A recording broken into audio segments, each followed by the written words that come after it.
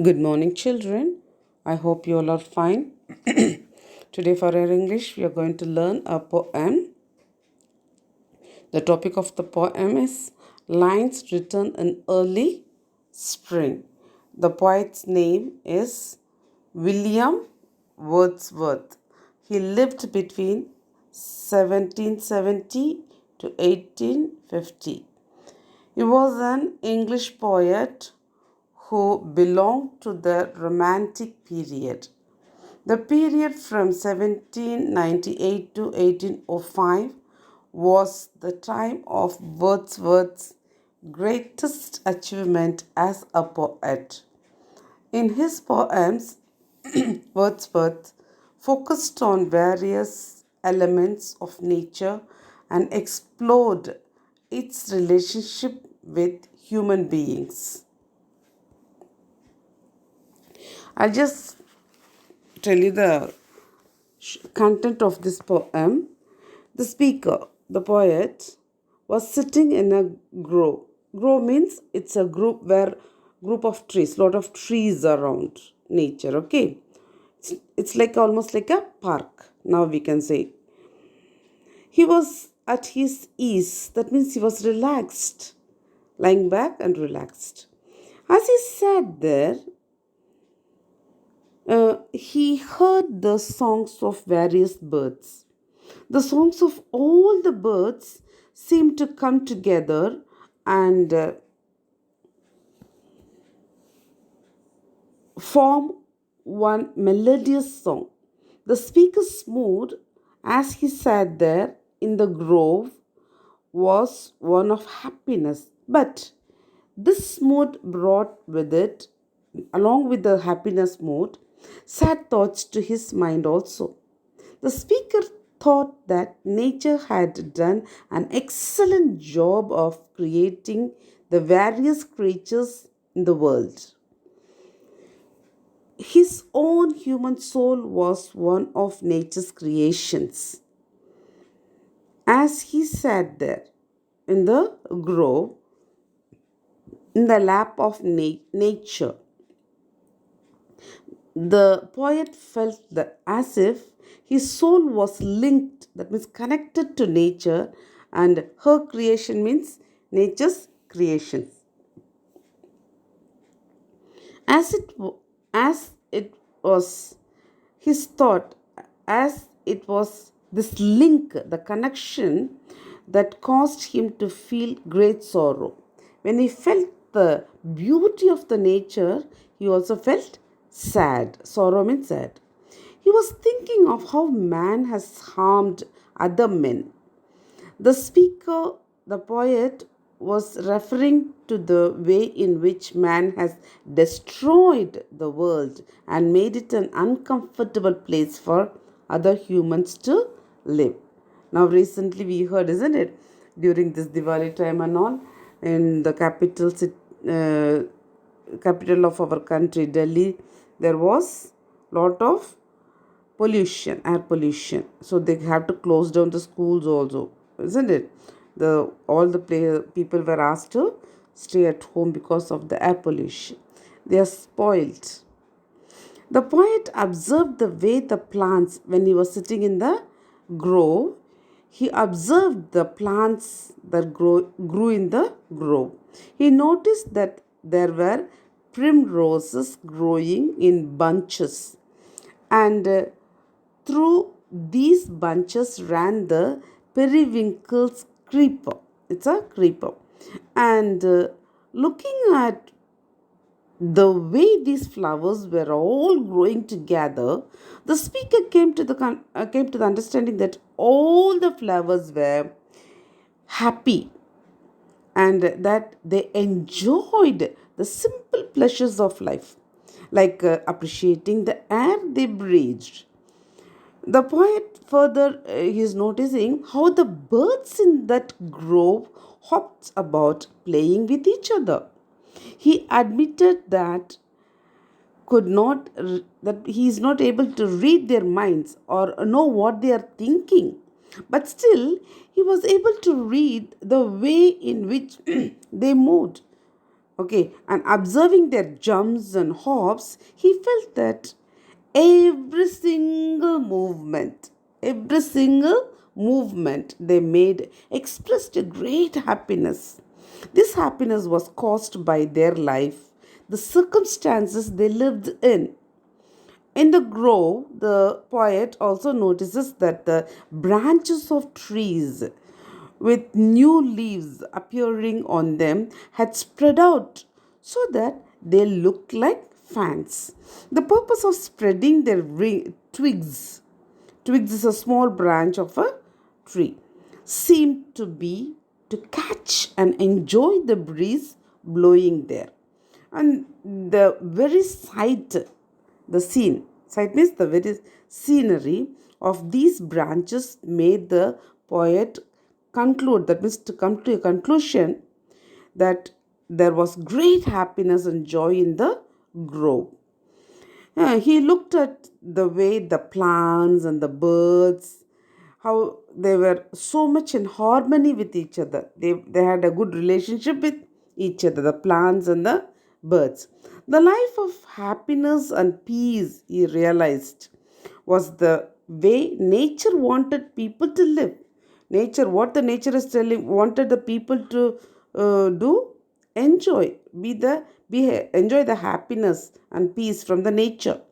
And when he realized this, it made him feel sad that it made him feel that he had every reason to weep, that means to cry over the way in which man lived, making each other unhappy and uncomfortable. Children, I want you all to read this poem. The first 8 lines will be your memory poem for the second term, half-yearly exam. So please learn. The first 8 lines, read and write, memorize. I heard 1,000 blended notes. Blended, mixed. Okay. While in a grove, I sat reclined. That means, sat reclined means lying back. In that sweet mood, when pleasant thoughts bring sad thoughts to the mind. To her, here, her means nature, is talking about the nature. This is called personification. Okay, treating nature as a person, that is personification. To her fair works did nature link the human soul that through me ran, and much it grieved my heart to think what man has made of man. Grieved means saddened. Through primrose tuft means bunch, tufts. And the sweet bower is a place, a shady place under trees. Bower means a shady place. The periwinkle trailed its wreaths. W, it's silent. You will read it as wreaths. The periwinkle trailed its wreaths. And trailed its wreaths means the wreaths of flowers that grew along the ground. And tis means it is. And it is my faith that every flower enjoys the air it breathes. The birds around me hopped and played. Their thoughts I cannot measure, but the least motion which they made, it seemed a thrill of pleasure. The budding, that is the opening, the budding twigs spread out their fan to catch the breezy air. And I must think, do all I can, that there was pleasure there. Pleasure means happiness there. If this belief from heaven be sent, if such be nature's holy plan, have I not reason to lament? Lament means feel sorry for. What man has made of man? The question mark, poet's name, William Wordsworth. Okay, match each phrase with its meaning. Blended notes, that means chirping of birds. Fair works, that means natural environment. Nature's holy plan. What is nature's holy plan? A message to the people, a message. Sweet mood, that means happy state of mind. A thrill of pleasure, that means a movement made in happiness. This belief is people should live together. Now, the poet personifies nature by giving it means the nature, a human shape and a plan for life. Choose and write 2 lines from the poem that are examples of personification. I have underlined in this, you can read.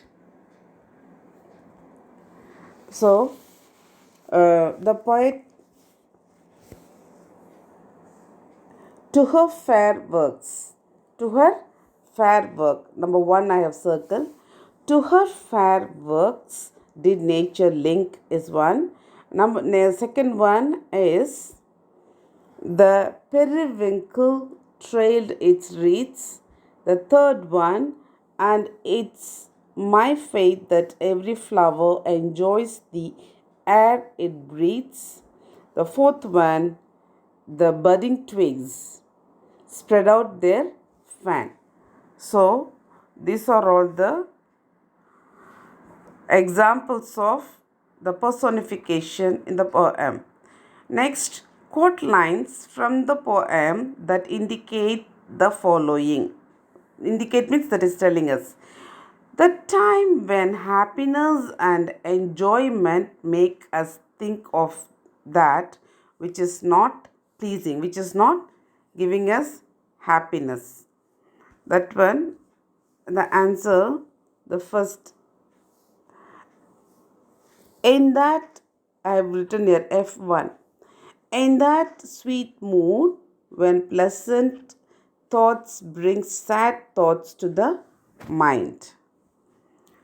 The second one, no matter how hard I try, I cannot help thinking and believing something. So, this is found here. F2 I have written. And much it grieved my heart to think what man has made of man. Next, fill in the blanks with SS, SC or CC and match the words thus formed with their meanings. Number 1, accent. Accent means way of pronouncing the words of a language. That is called accent. Ascent, ASCENT, ascent. That means upward slope or path that one may climb or walk. That is ascent. Number 3, assent, ASSENT, assent. That means approval or agreement. Number 4, access. Access means to reach or enter or use. To reach, to enter or to use. Access. Next, assess. ASSESS. Assess, that means to evaluate, assessment, to evaluate or estimate the importance of something. Next, in the grammar, we are going to learn about adjective clause. A clause is not, it's a part of a sentence. So, adjective clause. We all know that adjective What is adjective? It modifies the noun. Noun is a naming word. Okay, so adjective clause, also known as the relative clause, like an adjective qualifies a noun. Qualifies means gives more information about a noun or a pronoun. Adjective clauses are usually introduced by the relative pronouns. What are the relative pronouns? Who, whom, which, whose, or that. Okay. The carpets, the examples, two examples they have given. The carpets which Ritu bought last year have faded. The book that John bought yesterday has a red cover. Now underline the adjective clauses in these sentences and circle the nouns or pronouns they qualify. Say, Neha works in a library that opened last month. That opened last month is an adjective clause. What opened last month? The library. So the library is the noun. So you have to circle noun library and library. What is telling about the library is that opened last month. That is the adjective clause. Next, Rahav, who is the tallest boy in the class, is my neighbor. Now, Raghav is a noun. And what about Rahav? Rahav is the tallest boy in the class. My tallest boy in the class is my neighbor. So this is the adjective clause. Number 3. Here comes the person who is responsible for the team's success. Now, who is responsible for the team's success is a adjective. And there is no particular name given, a person they are telling. So the person is a pronoun. Circle the pronoun. Now, was this the creature that had frightened the family members? That had frightened the family member is a adjective clause. And what happened to that family? What frightened them? The creature. The creature is it's a noun. Circle the noun. There are many homes where the family watches television only on weekends. The family watches television only on weekends is a adjective clause, and where they are watching, the homes. Homes is a noun. Next, a noun clause. It is also a noun clause works as a noun. Lot of examples given. We will write the exercise later.